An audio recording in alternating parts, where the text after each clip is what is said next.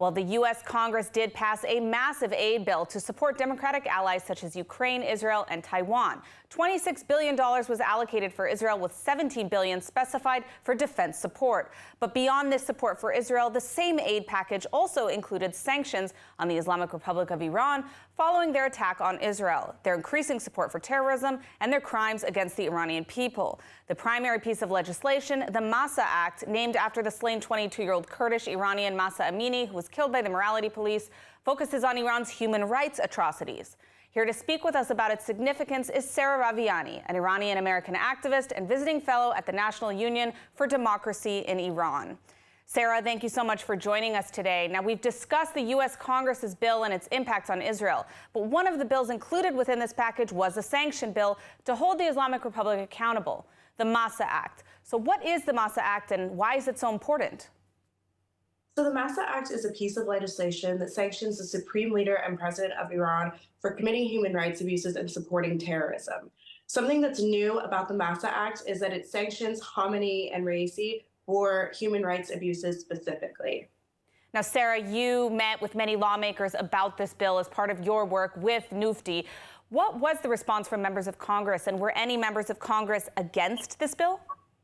So from the very beginning, we had a lot of support from members of the Iranian-American diaspora rallying behind this bill, which really helped us progress it further and make lawmakers listen to us. We had a lot of support from both sides of the aisle, both Republican and Democrat, and it was largely a result of the support from the Iranian-American community. And I saw over time, this bill took nearly 2 years to progress to the point that we're seeing today. Over time, more and more support was possible, not only because of the Iranian-American community's efforts, but also because the regime continued its human rights abuses and obviously supporting terrorism like we saw after October 7th, which increased support. More people were willing to listen, and lawmakers really made an effort to hold the regime accountable.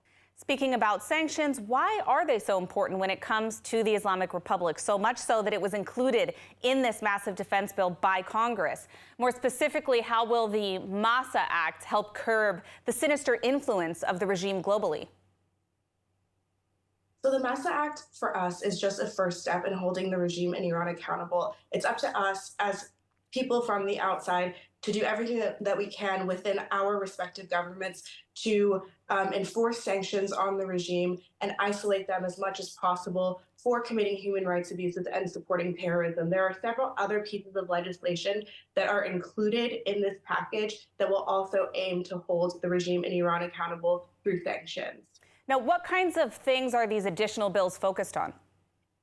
We also saw the passage of the SHIP Act, the Fight Crime Act, and the No Technology for Terror Act.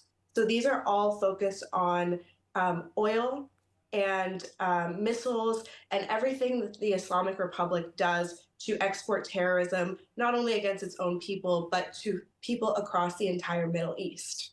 Now, the Iranian diaspora community has expressed a lot of unity on this bill. Have you faced any opposition? And if so, how have you dealt with it? So we did face opposition, and largely the Iranian-American community was apolitical for several decades. And we had voices here in Washington, D.C. that claimed to represent the interests of the Iranian-American community and the people of Iran. Through our activism and through our mobilization, we were able to finally bring the true voice of not only the Iranian-American community here to Washington, D.C., but also the people of Iran here to Washington, D.C. So this was average, everyday Iranian-Americans that really rallied behind this bill to support it, so much so that many of them came out to Washington, D.C. to advocate, and that really changed the dynamic here. I spoke to many members of Congress, people that have been involved in politics for decades, who said that they had never seen mobilization like this before, and we're very proud of our community for mobilizing and organizing in the way that we did. And so it was largely all thanks to the Iranian-American community, who really set aside their personal differences and decided to come together and finally speak for the people of Iran instead of those that were misrepresenting our voices. Well, let's hope that the U.S. and other Western democracies will follow through with these sanctions and we can see some real support for the Iranian people. Thank you so much for joining us, Sarah.